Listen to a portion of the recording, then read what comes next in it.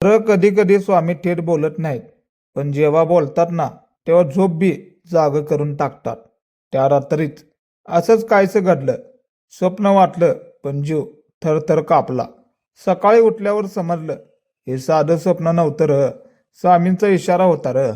स्वामी अनुभव भाग 8. मी कोणाला पण सांगितला नव्हता, कारण लोक हसतील असं वाटलं. पण मनात खोलवर बसलं होतं स्वामींचे ते डोळे, ती नजर आणि मनात उमटलेले शब्द, वाट चुकवू नगस. बस एवढंच. मी जाम घाबरलं होतं. त्या दिवसापासून डोकं एकदम भरलेलं होतं र. आयुष्यात मोठा निर्णय सुभा होता. करावं तर धोका, नको करत तर पश्चाताप. कोणाला विचारावं हे बी कळत नव्हतं. आतून जीव घुसमसत होता. हसत होतं पण मन मात्र रडत होतं. आणि अशातच ती रात्र आली. रात्री उशिरापर्यंत झोपच काय येईना. डोळे मिटले तरी विचार चालूच. शेवटी स्वामींचा फोटो पाहिला. मनात नाव घेतलं, स्वामी आता तूच बघ बाबा. एवढंच म्हणून मी डोळं मिटले आणि कधी झोप लागली कळालंच नाही. मग स्वप्नच सुरू झालं. स्वप्नात एकदम शांत जागी होती. आवाज नाही, गडबड नाही, पण मनाला भारी आधार वाटला होता. समोर उजेड दिसू लागला होता. हळूहळू तो उजेड जवळ आला आणि काळजात धडकी भरली. कारण ओळख पटली. स्वामीच होतं र. स्वामी उभा होतं, शांत, ठाम, तेजस्वी. काहीच बोलत नव्हते, पण नजर एकदम खोल. त्या नजरेत राग नाही, प्रेम होतं पण कडक. मनात भीती विरघळली. जीव थोडा स्थिर झाला. स्वामींच्या नजरेतून शब्द येत होते, कानाने ऐकू नाही येत, पण काळजात उमटत होते. घाबरू नगस, चुकीच्या वाटेला जाऊ नगस, जे योग्य आहे ते धरलं का. एक एक शब्द मनात कोरला गेला आणि डोळ्यात मात्र माझ्या पाणी आले होतं. त्या क्षणी प्रश्न संपले, शंका विरल्या, डोक्याचा गोंधळ थांबला. मन एकदम हलकं झालं. स्वामी जवळ असल्याची खात्री वाटली. हात डोक्यावर ठेवला असं वाटलं. धीर आला, प्रचंड धीर. अचानक स्वामी मागे सरकले. उजेडही कमी झाला, पण मन अजून उजळलेलं.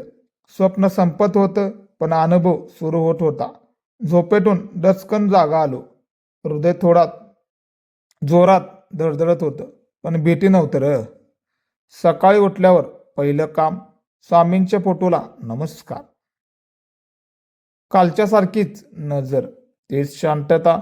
तेव्हा खात्री पटली, हे स्वप्न नाही, हा इशारा होता थेट स्वामीकडूनच. त्या दिवसापासून निर्णय पक्का झाला. मन डगमगलंच नाही. लोक काय म्हणतील याचा विचार गेला. आता आवाज मोठा झाला. स्वामींनी वाट दाखवली होती, आता मागे फिरायचं नव्हतं. अडचण येणार होते पण भीती नव्हती. काही दिवसांनी अडथळे आले. लोक हसले, काहींनी थांबवलं, पण मन स्थिर होतं. कारण स्वामींचा शब्द आठवत होतं. वाट चुकवू नगस, ते शब्द धरूनच राहिलं होतं आणि उभा राहिलं होतं. हळूहळू परिणामी दिसू लागलं होतं. योग्य निर्णय ठरत होता. त्रास होतं पण पश्चाताप नव्हता. मनात समाधान होतं. स्वामी सोबत असल्याची जाणीव होती. हे तर मोठं बळ होतं. खरं सांगायचं तर लोक म्हणतात स्वप्न म्हणजे स्वप्नच, पण अनुभवल्यासारखं फरक कळतो. साधं स्वप्न, स्वामींचा इशारा, यात जमीन आसमानचा फरक आहे. कारण यांना आयुष्य वळण घेतलं. विचार बदललेले, निर्णय बदललेले आणि माणूसही बदललेला होता. त्या रात्रीनंतरनं प्रार्थना बदललेली होती. मागणं कमी झालं होतं, ऐकणं वाढले होते. शांत बसायची सवय लागली होती. स्वामी काय सांगतात ते पाहू लागलं. बाहेर कमी आणि आत जास्त. आणि उत्तर तेथेच मिळालं हळूहळू. स्वामी नियमित बोलत नाहीत. कधी स्वप्नातून, कधी अनुभवातून, स्वामी कधी माणसातूनच, पण कधी संकेतही देतात. लक्ष द्यायचं आपलं. मन उघडं ठेवलं तर ते चुकत नाहीत. आज मागे वळून पाहतो तर त्या स्वप्नाची किंमत कळते. तो इशारा नसता तर कदाचित मोठी चूक झाली असतं. स्वामी वेळेत आले आणि मला वाचवलं. हे मान्य करायला हवं, ते पण नम्रपणे.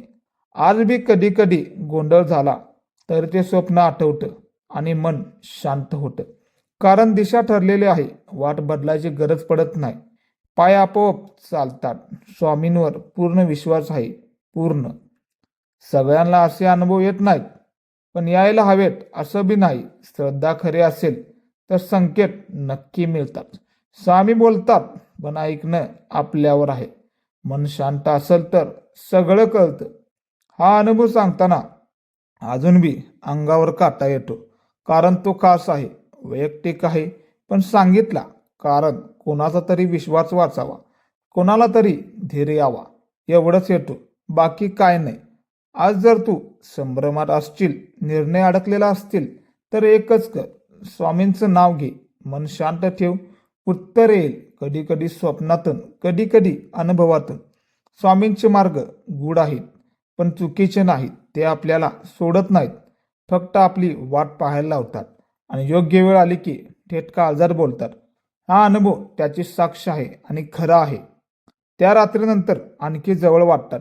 फोटो परते राहिलेले नाहीत, ते अनुभव झाले. दिशा झाली, आधार झाले आणि विश्वासही झाला. तेही संपूर्ण आयुष्यभरसाठी, हे नक्कीच. स्वामी बदलत नाहीत, आपण बदलतो. ऐकायला शिकवतो, पाहायला शिकवतो आणि मग अनुभव येतात. हा अनुभव तसाच आहे, साधा पण खोल. हा अनुभव माझा असला तरी संदेश सगळ्यांना आहे.